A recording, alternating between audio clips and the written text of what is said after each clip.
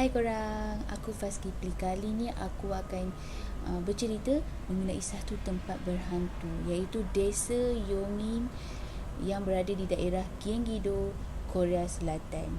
Kalau korang datang kat sini, korang mesti ataupun korang ramai mengenali tempat ni sebagai Korean Folk Village, ataupun lebih mudah dikenali lagi, Rumah Rakyat Negara Korea.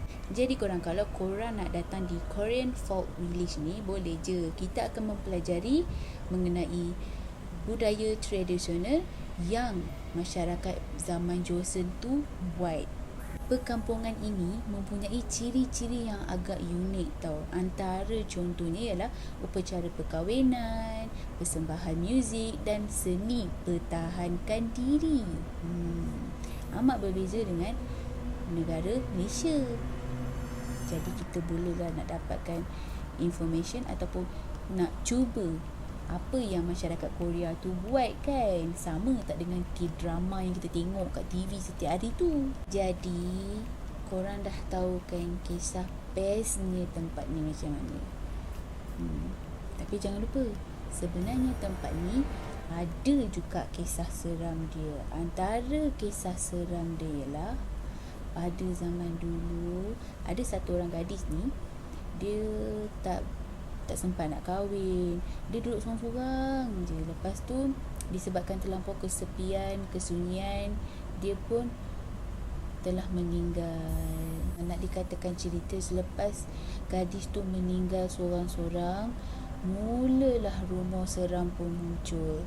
Ada yang mengatakan gadis yang meninggal tu dia telah jadi hantu dan berkeliaran di kawasan Desa Yongin ni. Masa itulah kan. Jadi korang mungkin akan tertanya-tanya, kenapa dia berkeliaran kan? Jadi jawapan dia yang aku dapat ialah dia berkeliaran sebab dia nak cari pasangan dia.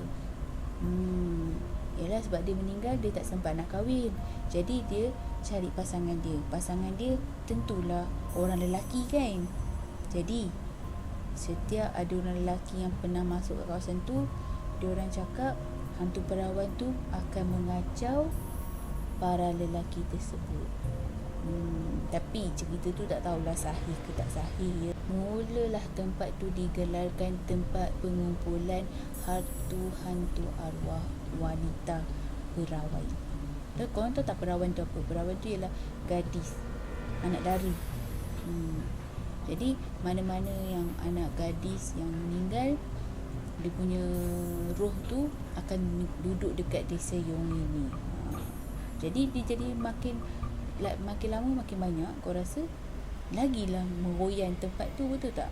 Dah sebab terlampau banyak sangat hantu perawan yang ada di Desa Yongin tu kan, mulalah masyarakat setempat mendengar tangisan, kesedihan, dengar suara yang nangis mendayu-dayu, seakan-akan menunjukkan betapa sedihnya hantu tersebut sebab tak dapat suami ataupun pasangan semasa hidup dia.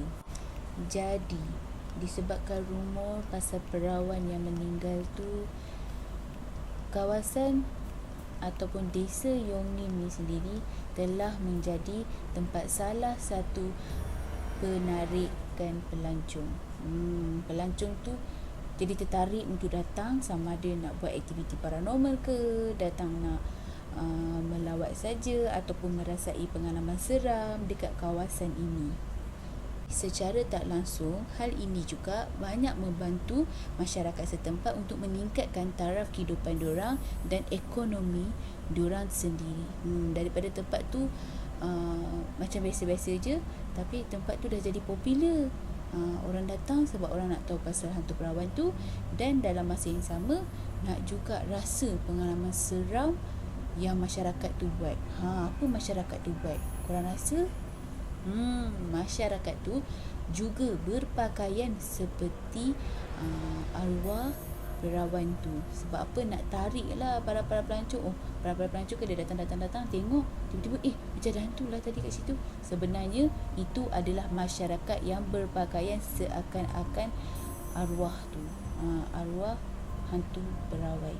Disebabkan itu ada juga rumor yang mengatakan masyarakat setempat tu yang sebenarnya membuat cerita pasal hantu perawan tu sebenarnya. Sebab dia nak tempat dia popular. Tapi kita tidak tahu kesahihan sebenarnya tempat itu. Jadi kita jangan judge book by his cover. Faham? Okey, itu saja cerita pasal Desa Yongin ataupun Korean Folk Village. Jadi korang jangan lupa like dan subscribe untuk nantikan next video aku. Okay, bye.